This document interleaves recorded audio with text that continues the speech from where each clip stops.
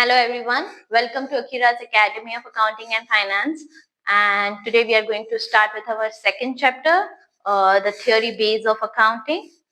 Okay, so now like the first chapter wherein we started with an example.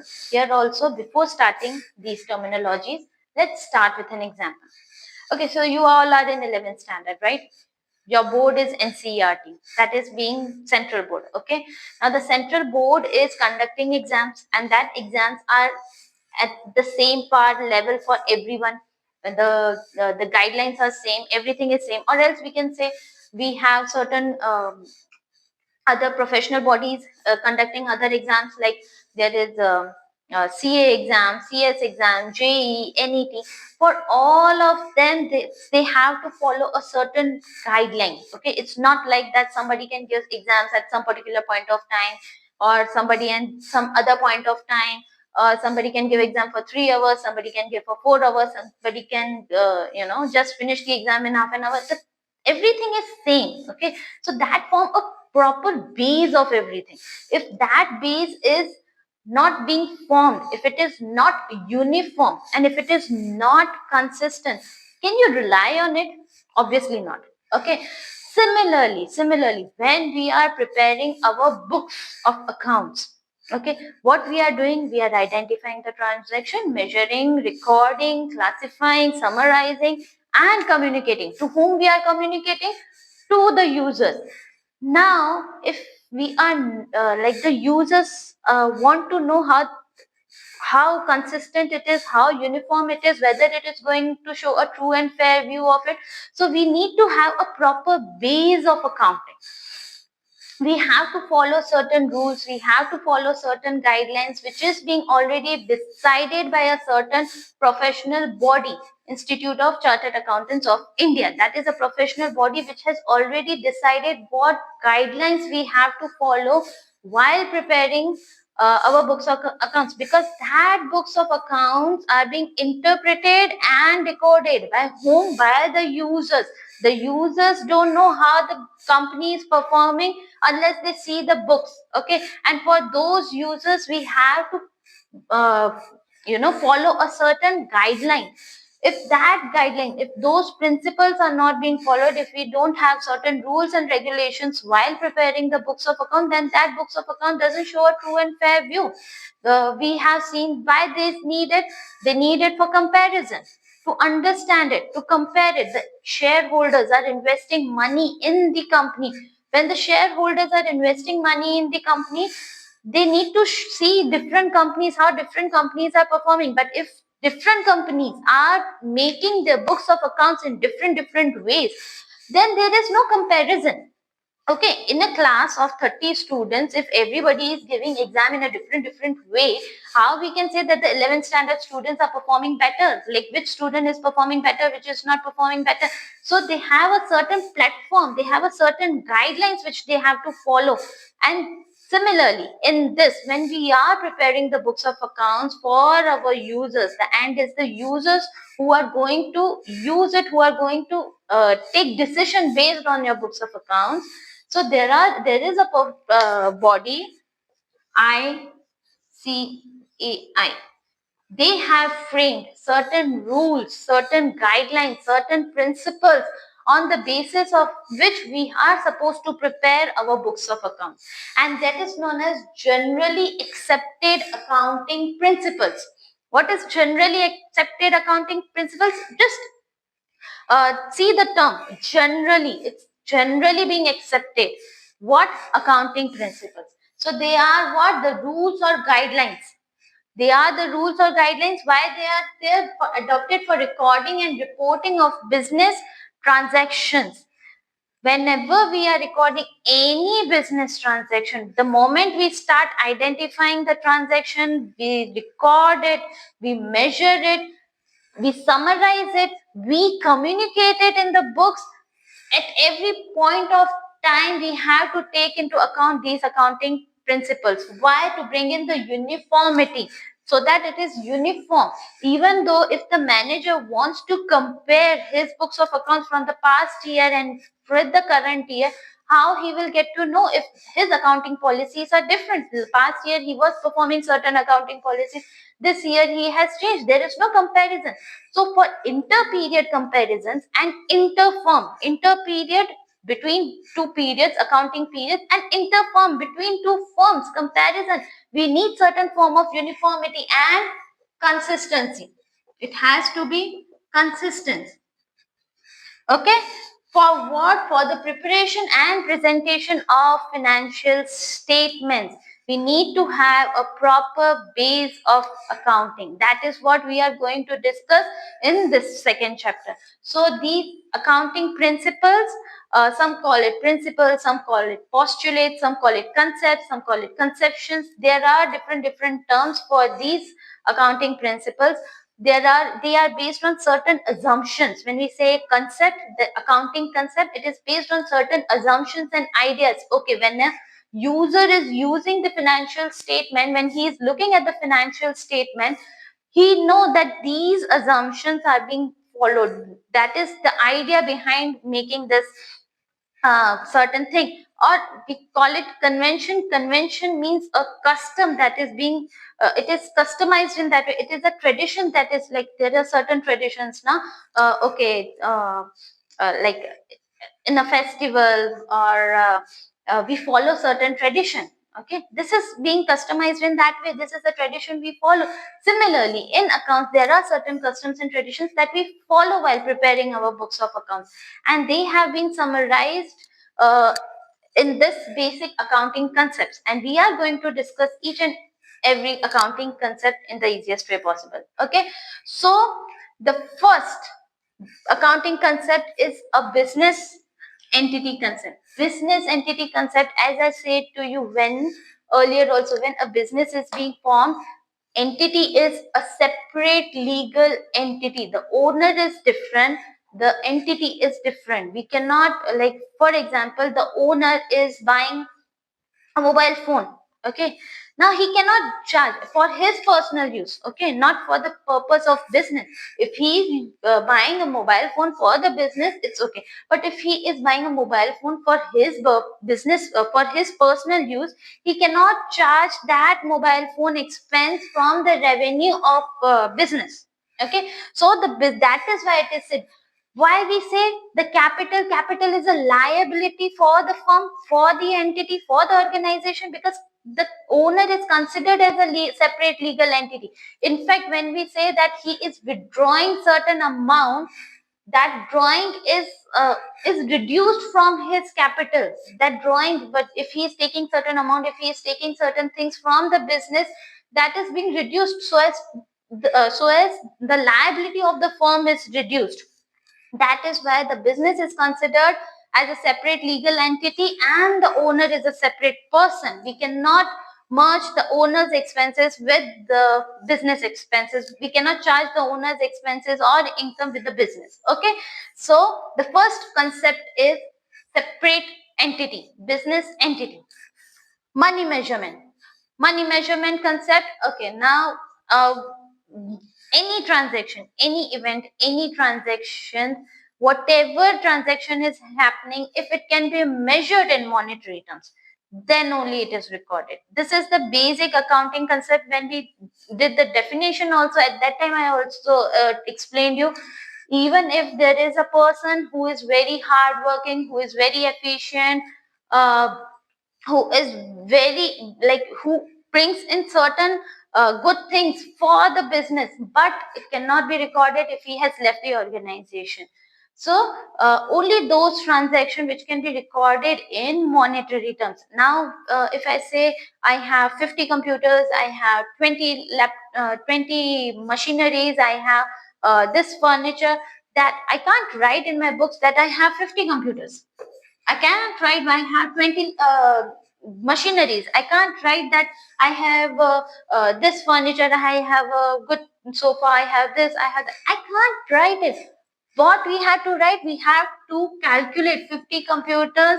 If I say it's of 1 lakh, then I have to write 50 lakhs in my books of accounts. If there are 20 machineries worth rupees 50,000, I can't write 20 machineries. I have to write 1 lakh amount. I have to show it in the monetary terms only in my books of accounts.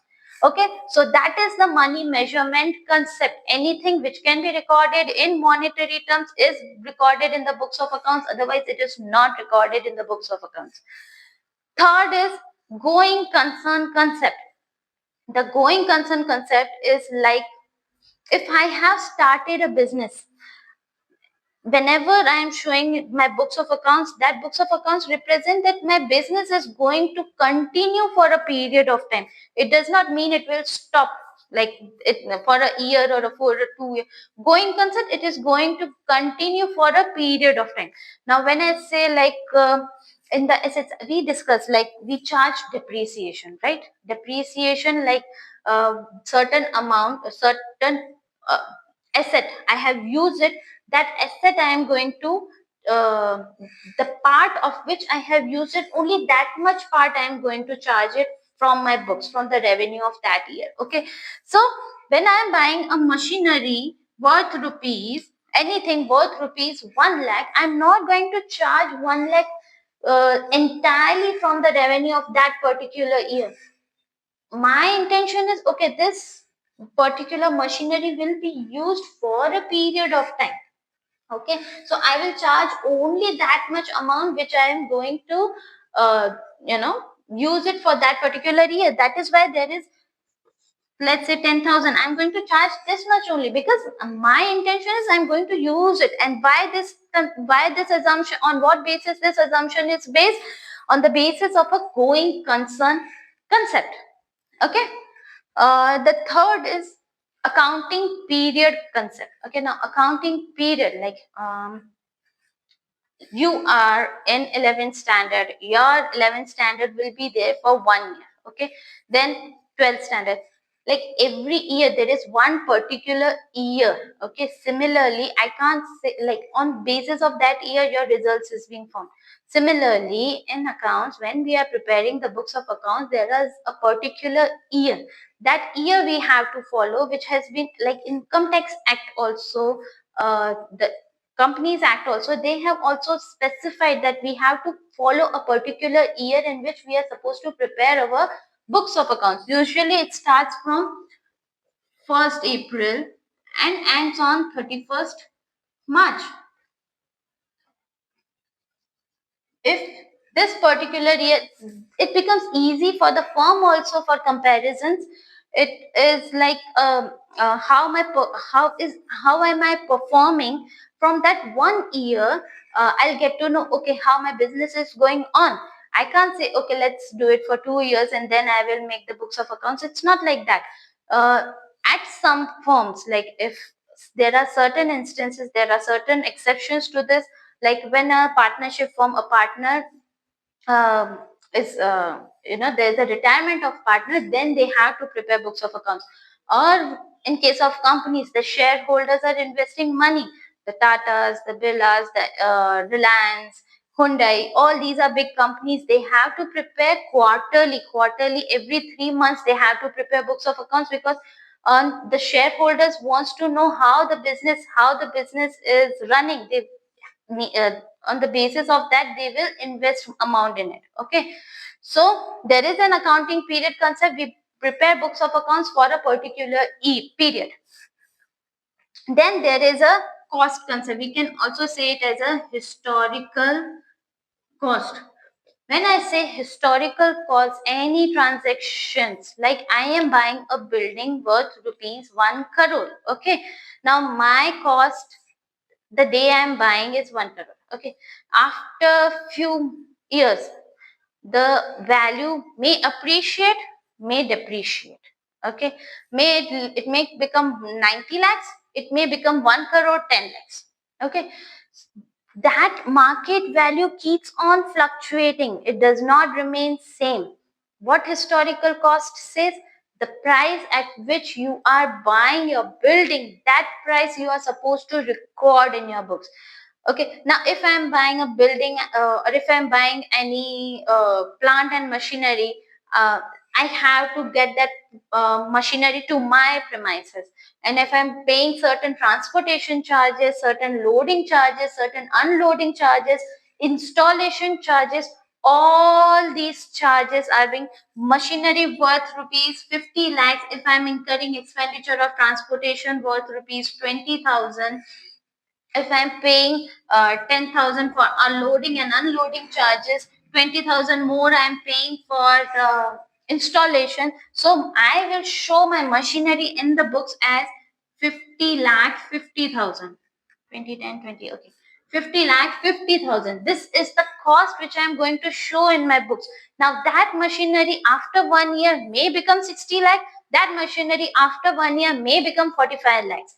The market value keeps on changing. We are not supposed to show the in our books the market value. We are supposed to show the cost at which we have purchased our machinery, at which we have dealt with our building, all these things. Okay, so the cost concept shows that in the books of accounts we are supposed to record all our assets, all our transaction on the basis of historical cost.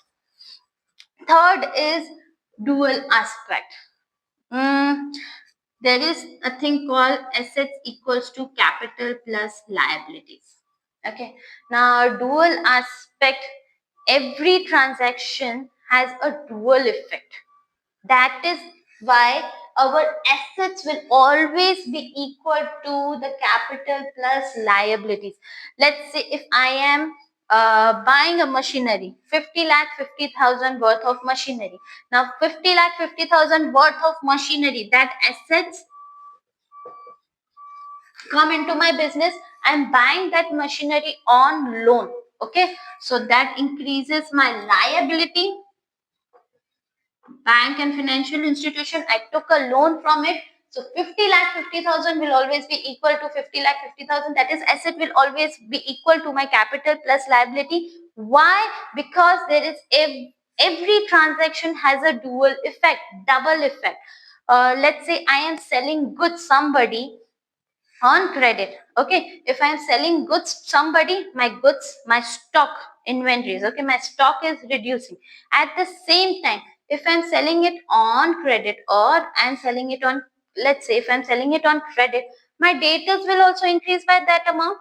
10 lakh amount of goods I have sold to somebody, that somebody has not given me the money, so he becomes my debtor. So the same way, if the asset is being reduced by same amount, that another asset, debtors, will increase by the same amount, so it will always remain equal. Or else if I am purchasing something on cash, if I purchased, the goods came into my business. Similarly, if I purchased on cash, my cash reduces by the same amount. So every transaction has a dual effect. It's a double entry bookkeeping system of accountancy. Okay. Third is revenue recognition. Now, when to recognize that? What is revenue? What do you mean by revenue? Revenue means we have received an income, and that income majorly happens. What is the major source of income for the firm? The sale of what?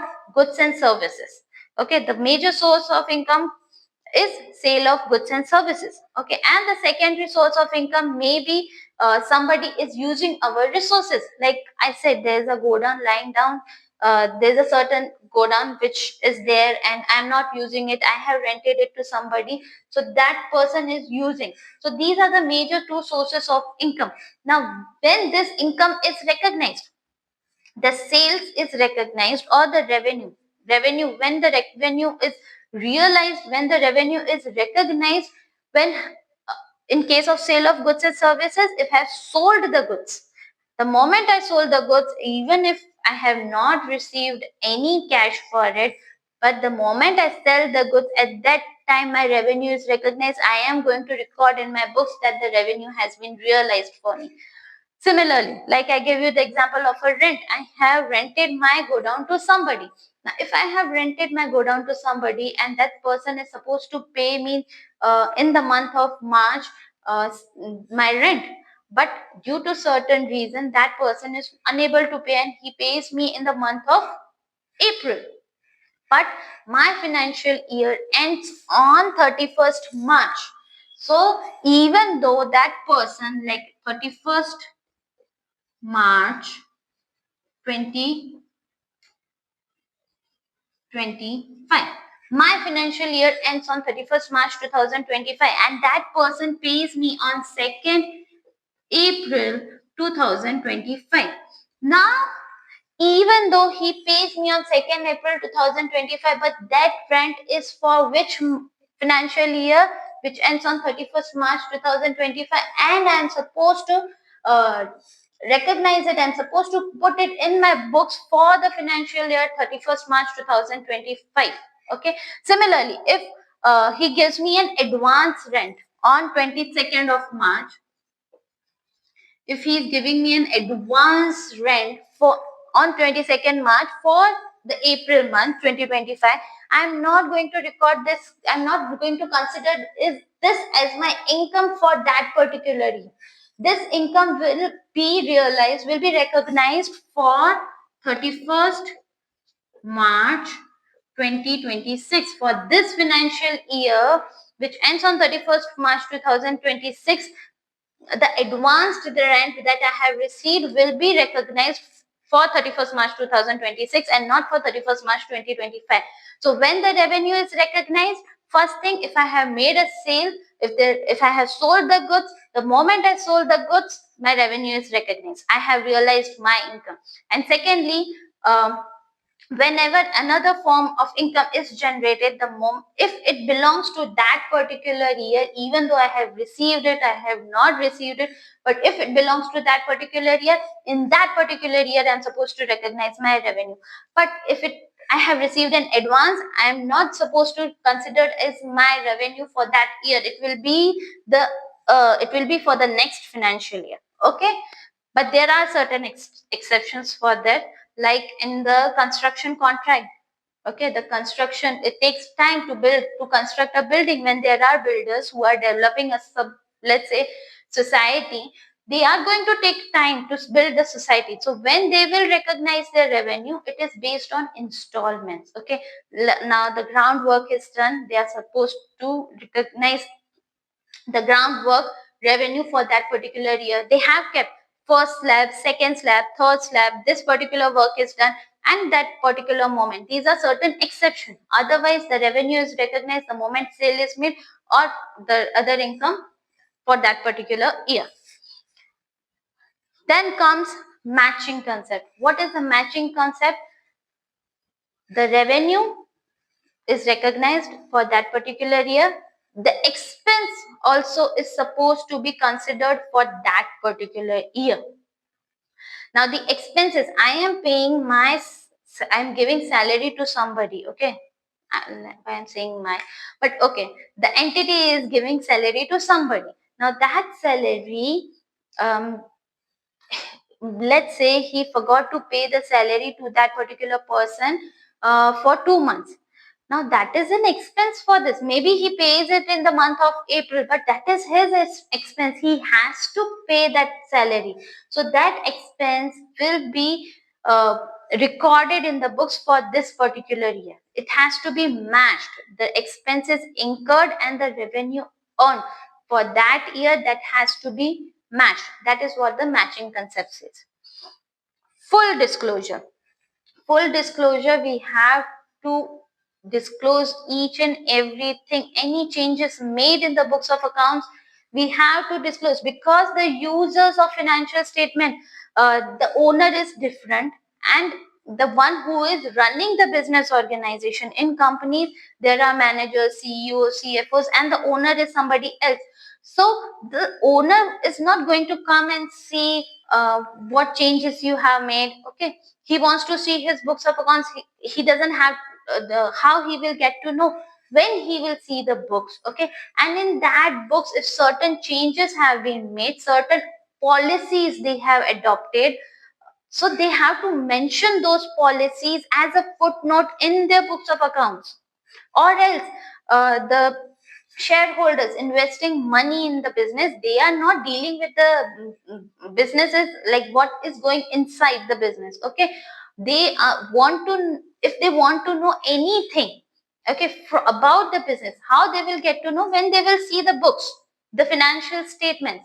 And that is why it is said the financial statement is supposed to disclose each and everything, any policies, the charge, even charging depreciation. There are two ways: written down value method and straight line method. These are two ways. We are going to discuss about it, what are these, but that is a way of charging depreciation. Now for few years, if the company is charging straight line method way of depreciation, suddenly for some reason they changes to written down value method, they have to mention it why they have changed it, because, and that change is going to affect the books.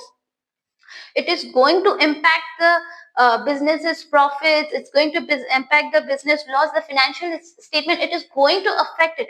So if there is any change in the policies, that policies they have to show it as a footnote, like because of this change in policy, there is the profit or loss have mm, uh, they profit or loss have there are certain changes in the profit or loss account. Okay, so when we are preparing the books of accounts, we have to disclose all everything properly. Third, another concept is consistency. Consistency says, okay, today I am going to uh, for example, in the company, in the organization, the like I just now told you, there is a method charging of depreciation, straight line method, written down value method. Company can't say, okay, today I feel like I'll charge straight line method. After some time, okay, I'll charge it at a written down value method. It doesn't happen like that. You have to be consistent unless there is a requirement, unless there is such a need wherein you have to change the method of depreciation, you can. But otherwise you can't every time, every period you keep on changing your method of depreciation. Or like I said, the when we historical cost, in that also we discussed that they have to prepare it based on the cost at what they have purchased the asset. They can't sometimes keep it at market value, at sometimes at cost value. That is not feasible. The market value, if the market value increases, it show a gloom, uh, beautiful picture of the books of accounts. The market value have rise, okay, let's keep it the let's charge the assets based on market value. Obviously it will show a beautiful picture of the books of accounts. That is not we are supposed to do. We have to consistently follow the same accounting policies, same accounting standards. It's not, I'm not saying they are static in nature. At times they have to change, but we have to maintain that uniformity. If that uniformity and consistency is not being maintained, the books of accounts are not going to show the true and fair view of the business. Okay, so we have to follow certain accounting policies. Conservatism. Conservatism, it's like provide for all losses and don't consider any benefit.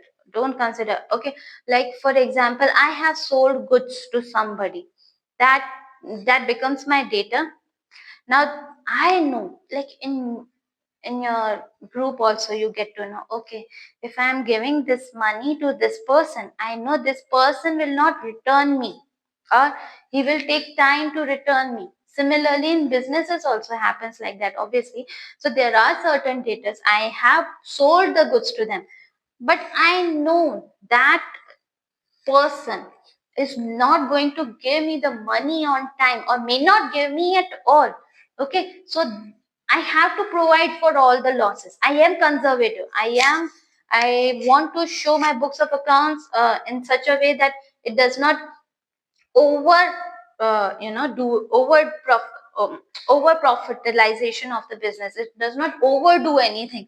So when there are debtors, I bad debts. I call it as bad debts. As no, like this person is not going to give me money. Let me charge the expense from this financial year only. I will call them as bad debts. Okay, that I'll close their accounts. Okay, so I try to be conservative. I won't say like if I know there is a creditor to whom if I pay the money, I know I'm going to pay that person, my creditor, the money, and that person is going to give me a certain discount. I know it, but I'm not going to charge it I'm not going to show it in my books of accounts. I am being conservative. I am going to show the expenses which I may incur. I provide for all the losses and expenses. Okay, that is being conservatism. The second last concept is materiality. Materiality, let's say this pen. Okay, I have purchased 10 quantities of this pen, but if this is not material for me, but I have got this board, that is material for me. Okay, similarly, in a business, they are buying certain stationery items. Now they are charging. I know this pen is I'm going to use this pen for next year also, maybe, I don't know, but this pen will be used for next year, or say for the business, for the entity, they are buying stationery items, and that stationery items will be used for next year also. They are buying pencils, they are buying pens for writing something, for doing something. Now they are not going to show it as a stock for the next financial year. They are having, let's say, 20 pens right now. They purchase 20 pens. That expenses of 20 pens, they are going to charge it in this year only. Even though 5 pens are left unused, they are not going to show it in the books like as a stock, this 5 pen, because that is not material. The business which is running into lakhs, thousands, crores, such information is not maybe for a small business firm it matters, but for a company it's not going to matter. But if I'm going to purchase a laptop for my business, that is a material information. I have to show it in my books. So anything that depends on the business firms. Okay, anything which is material, you have to show it. If it is not material, you are not supposed to, the penny expenses that you are doing, you are not supposed to show it in the next financial year. Okay, this expenses will be carried forward to next year. These expenses are charged in that particular year. Objectivity. Now what is objectivity? Whenever we are preparing the books of accounts, I have told you earlier also, it should be free from bias. It should not be favoring somebody. It should not be on somebody's interest. Now how we will get to know? It should be based, if there is a certain facts, certain evidence, it should be based on certain facts and evidence. If it is not based on facts and evidence, if the accountant feel like, okay, let me show a good picture of the books of accounts, you can't do it. There are users, it's going to affect the decision of the users. The users are having a trust on you because they believe that whatever transactions you have recorded, they are based on certain facts and evidence. If I am buying certain goods on cash, I have invoice for that. The voucher is the evidence. It shows, okay, I have purchased it. Or if I am selling the goods, I have that documentary evidence, and based on that only the users, they build the trust on the books of accounts, because there is an object involved which shows there is a facts and evidence. Even the court, the judge, why do they, why saboot chahiye hame. Okay, that is why they trust the judge, because he knows he will collect all the facts and evidence, and based on that only he is going to give the judgment.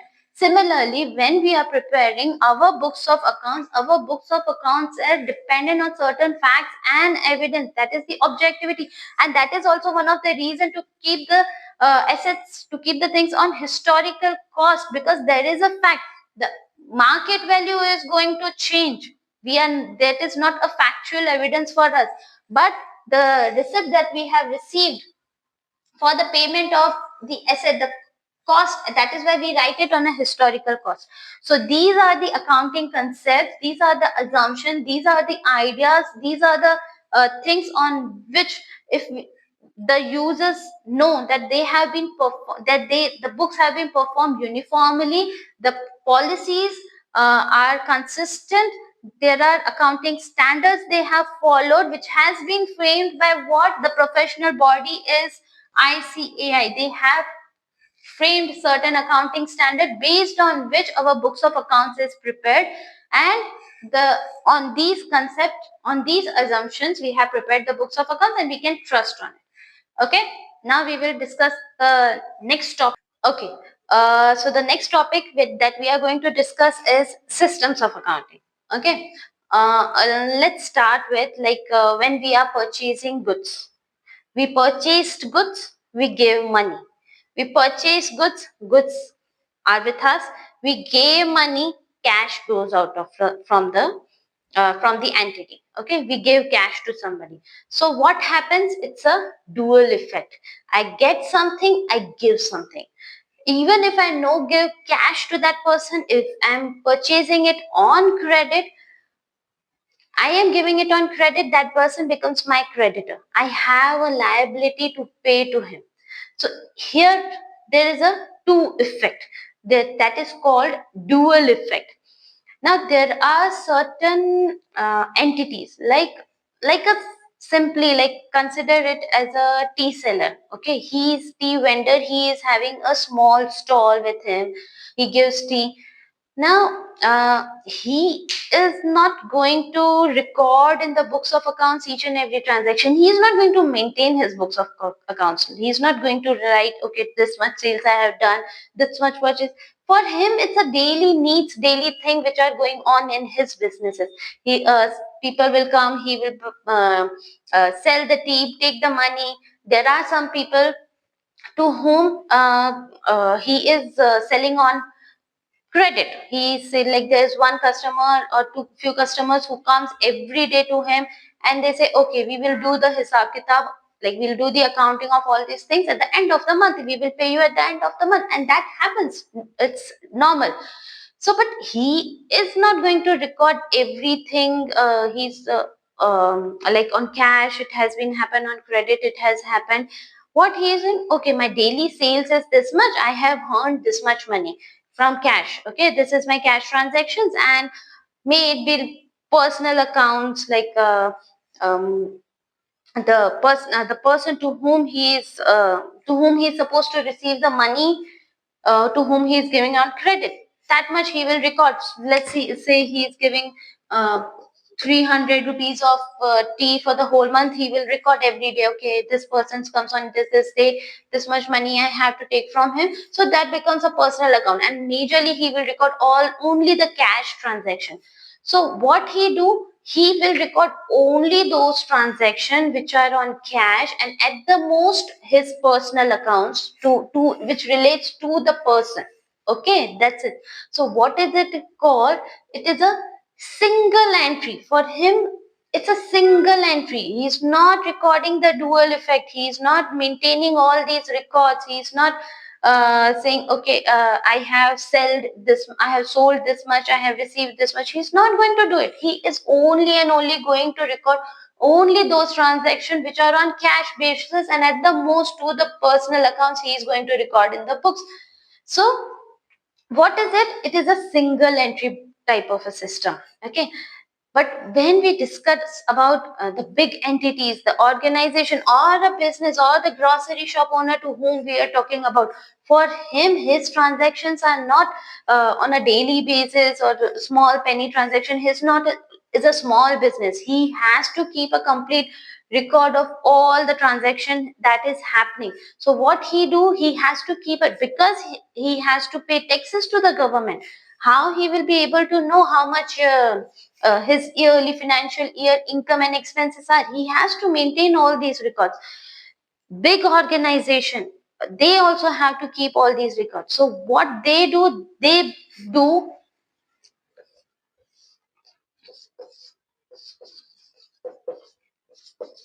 double entry system of accounting. And the small business, it is not a reliable one. It does not have like we can't rely on it. It is not credible. It does not show a true and fair view if the big entities keep only the cash transactions. Okay, but for small businesses it's okay. So what they keep? Single entry system of accounting. Okay, so these are the two system of accounting. One is double entry, wherein each credit has a debit. Like Each transaction has a two effects. If I am receiving any kind of a services from anybody and I am paying cash for it, I have to record whenever monetary transaction is involved. I have to record it. It has a dual effect. Like I said, like if I am buying any furniture, if I am buying any plant machinery, I am buying that furniture, that plant and machinery is coming in my businesses, and I am paying cash or I am taking it on a loan. So that becomes my liability. There is a twofold effect. But for the small owner, what he will do, he has cash, he got it, he keep it. He is not, for him, though it is an asset, he will not consider it as a, oh, this stall is going to give me benefits for so many years, I need to keep records of it, I need to consider it as an asset, I have to charge depreciation for it for the year that I have used it. No, it's not possible. He has buy it, he will take it as an expense, deduct it, consider it as an expense for that year only. So what he will do, my cash has, there is a cash inflow, there is a cash outflow, only cash inflow outflow transactions are being recorded in that businesses. So that is known as single entry system of accounting, which is not reliable, which is not uniform. Okay, we need books of accountancy to be true and fair. When it will be true and fair? When there is a double entry system of accounting. So these are the two systems: double entry system of accounting, dual effect. Every debit has a credit, and similarly every credit has a debit, and this is single effect. Only cash transaction and personal accounts are being maintained here. Okay, fine. Okay, so the next topic that we are going to discuss is the basis of accounting. There are two bases: cash basis, and second one is accrual basis. Two bases of accounting: cash basis, accrual basis. Now, when I told you we are preparing the books of accounts, we have discussed in the matching principle, in the revenue realization concept, what we are doing in fact, when we are charging the depreciation for the fixed assets, what we are saying, if I have made a sales, okay, that I have not received the money, but the goods have been sold. The goods have been sold, it has to be recorded in the books of accounts. Okay, even though cash is not received. Or else when I say, we discussed one example also, that the salary is due. I am the March month salary, I am paying in the month of April to my to the employees. Okay, so I am paying the salary in the month of April, but my year ends on 31st of March. So even though I have not paid, but I am liable to pay, that salary expense is to be recorded in the books of accounts when the financial year ends on 31st of March. Even though I will pay it on 1st April or 2nd April, whatever it may be, even though I'll pay it in the month of April, but my liability becomes due in March, I have to consider it as an expense, and that is what the matching principle says, that the expenses are to be matched with the revenue being earned in that particular year, our financial year.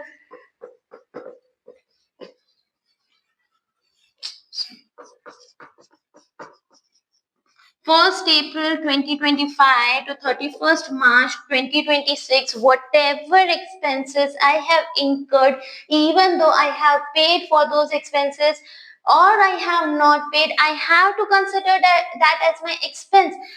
Similarly, sales, if I am making a sale, the revenue is recognized at that point only, even though the data to whom I have sold, he is paying me cash or he has not paid me cash, I have to consider that as a sin. Similarly, when we are taking assets,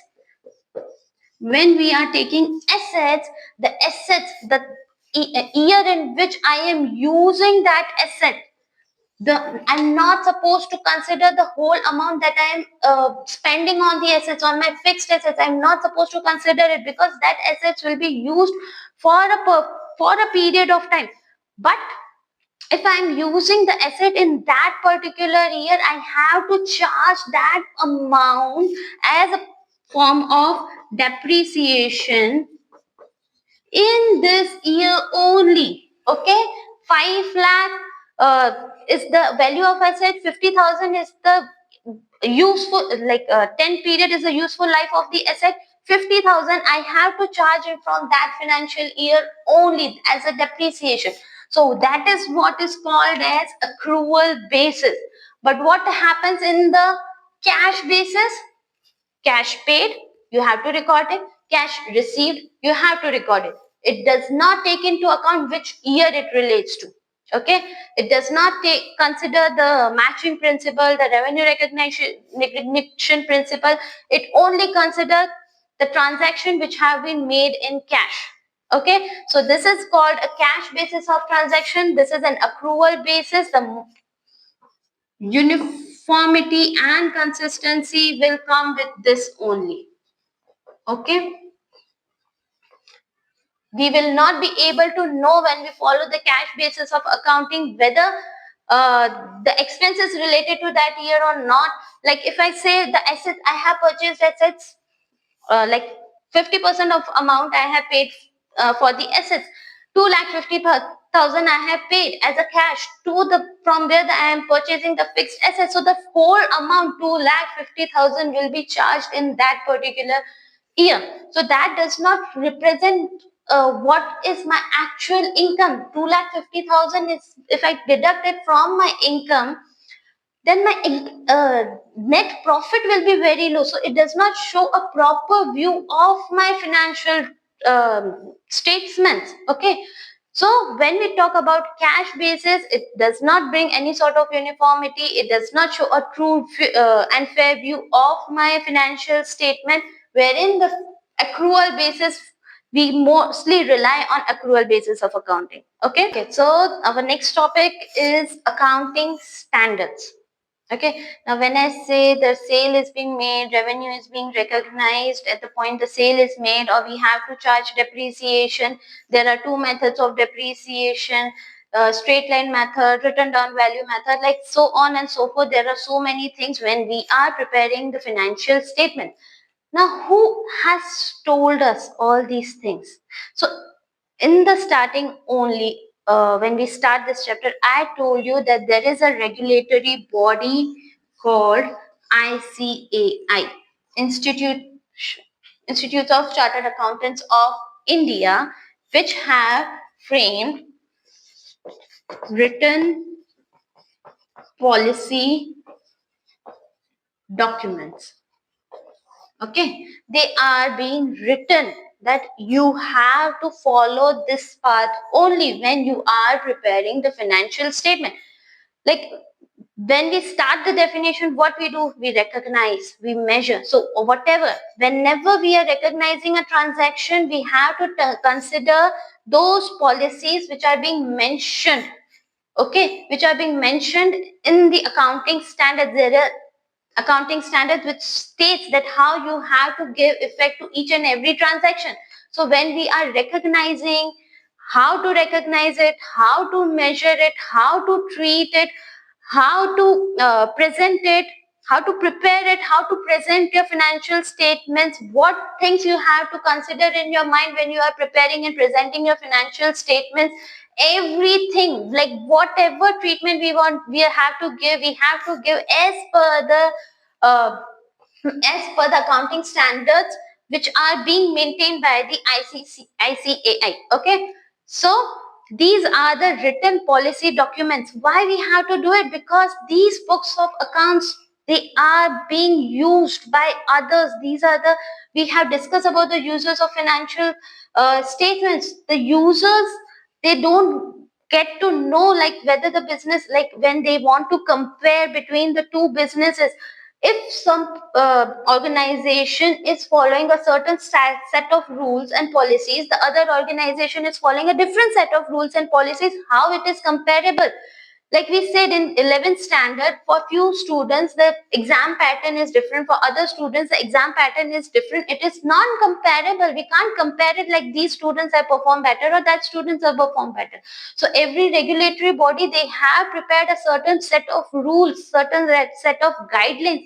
We have to follow those rules and guidelines, then only it is comparable. So the users, when they want to compare how it is going on, how they will get to know from the financial statements, only if those financial statements are uniform, are consistent, when they show the true and fair view of the business, then only it is comparable.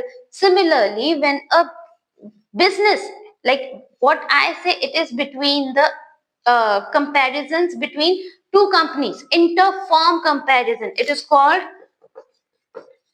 inter-firm comparisons between two companies. But what if they want to do between two periods, how the company is performing? The company wants to know how I did last year, how am I doing this year. How they will be able to compare if the last year perform, like last year rules and regulations were different, last year policies were different, this year policies are different? It's non-comparable. So to bring that uniformity, to bring that consistency, we need certain set of rules, certain set of guidelines, procedures, the policies which have been mentioned in the accounting standards maintained by the regulatory body known as ICAI. Okay, so what are the advantages? I'll tell you the advantage.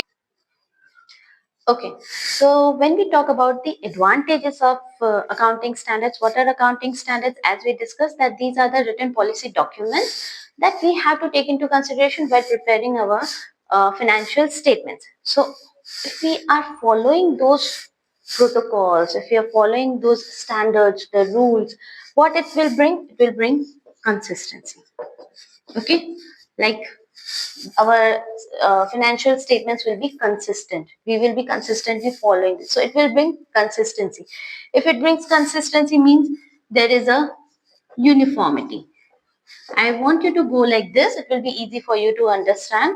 The accounting standards will be uniform for all the firms, for all the companies, for all the organizations. If it is uniform, that means it leads to transparency. There is nothing hidden. It is all transparent. Like the way it has been mentioned in the standards for different, for the treatment for different transactions. So all the transactions are being treated in the same way. So it is transparency. If there is a transparency, that means it will reduces manipulation. Nobody can manipulate with the treatment, with the transactions that they are dealing with. Okay, so it will reduces manipulation. If it reduces manipulation, it is reliable, it is credible, it is verifiable. Okay, so we can rely on it. It has a credibility and it is verifiable, and then it becomes easy to compare. Okay, so it helps in comparability also. Comparability, interfirms comparison between two periods, interperiod comparisons, and intrafirms between two companies. We can compare which organization is doing better, which organization is doing not better, which in which organization to invest. It's not like the shareholders. There are people from other countries who are investing money. So accounting standards play a major role. Like the people outside the country, the companies outside investing in Indian companies, how they get to know how the Indian companies are performing? Just looking at the books of accounts, and the books of accounts need to maintain certain protocol, need to maintain certain standard. If those standards are verifiable, if those standards are as par with the international standards, then only those companies are going to invest. So accounting standards play a major role. Company have to follow all these accounting standards, and these accounting standards will only bring consistency, uniformity, transparency. It will reduces manipulation. Then only it will be reliable, credible, verifiable, and there is a comparability.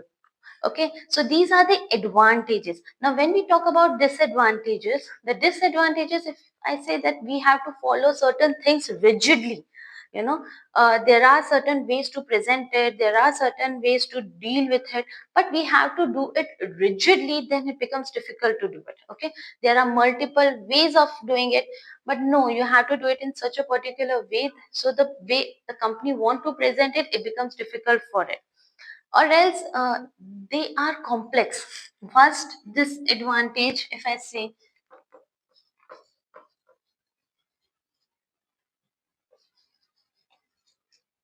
is rigidity.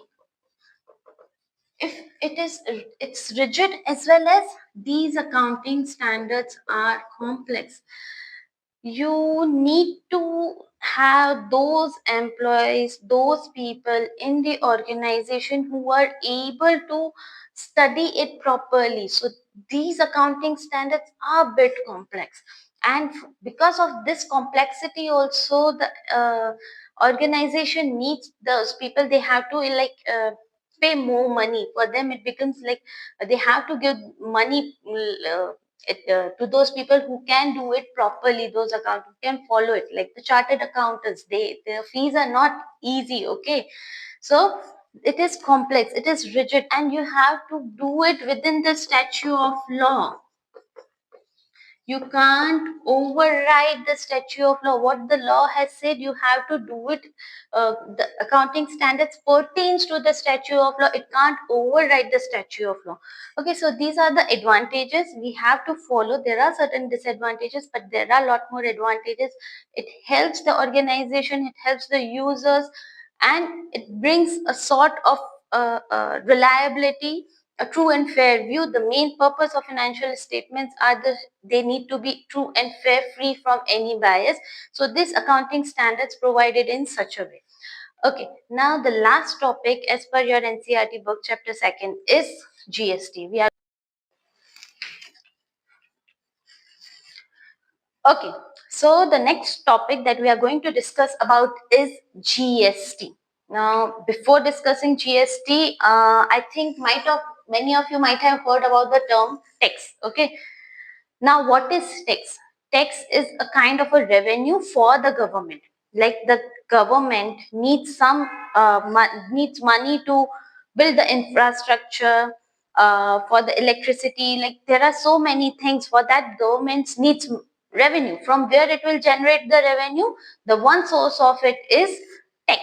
And the tax has been divided into two parts. One is direct tax, directly to the income. Whosoever is earning an income, on their income tax is charged. Of course, there are certain tax slabs on the basis of which tax is charged. We'll not going into that details, we will study about it later. But direct tax, directly whosoever is earning income, they have to pay tax. And another form is indirect tax. Indirect tax, not directly to the income. Indirect tax means whatever you are buying, whatsoever is your income, whatsoever goods or services you are procuring, you have to pay tax. If I am buying a pan, I have to pay tax on it. If we are buying clothes, if we are going to the restaurant, we are getting the services from the restaurants, insurance services, anything, on that we have to pay tax. Now earlier, like before GST, there were certain types of indirect tax. Okay, there were certain types of indirect tax. Those indirect tax were also like certain tax were collected by the central government, and certain taxes were collected by the state government. Okay, those taxes were like excise, service, customs, CST. These all taxes were collected by the central government. And there were VAT, octroi, entry, luxury. These taxes were collected by the state government.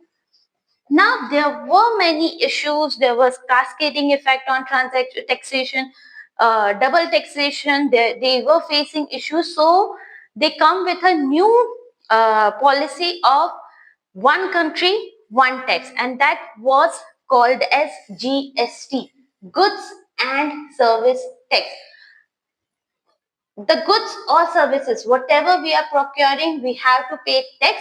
There are certain uh, tax percentage, like on depending on what goods we are procuring, like the luxury items, at what rate they will be taxed, normal goods, at the basic goods, what rate they will be taxed. So that was being divided, that is being divided into certain rates at which it is being taxed, and that tax is being divided now between central and state government. So goods and service tax, this GST, so this tax has been bifurcated into CGST, SGST, and IGST.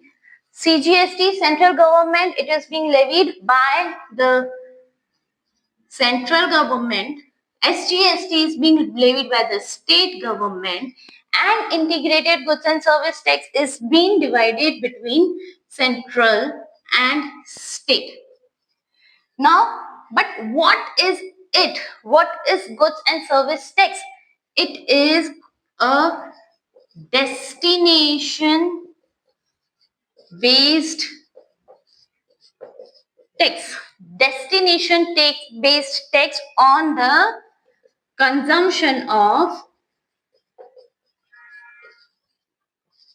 goods and services. And it is being levied at all the stages, right when the goods and service gets manufactured till it reaches to the final consumer, those who consume these goods and services. So destination based tax means I am having goods, I have certain goods, they are not being taxed. Okay, the moment it reaches to another destination, there is a tax that is being charged on it. Okay, now uh, who have to finally pay? The final consumer of those goods and services has to pay these taxes. This pen is made up of certain raw materials. Okay, let's say there's a manufacturer who is buying certain raw materials. When he is buying those raw materials, he has to pay tax on it, GST on it. He paid tax on it, then he just manufactured this pen and then he sold it. He collected GST from the final consumer. Okay, now how it is being levied, I will show you with an example. Okay, now let's take an example how GST is charged.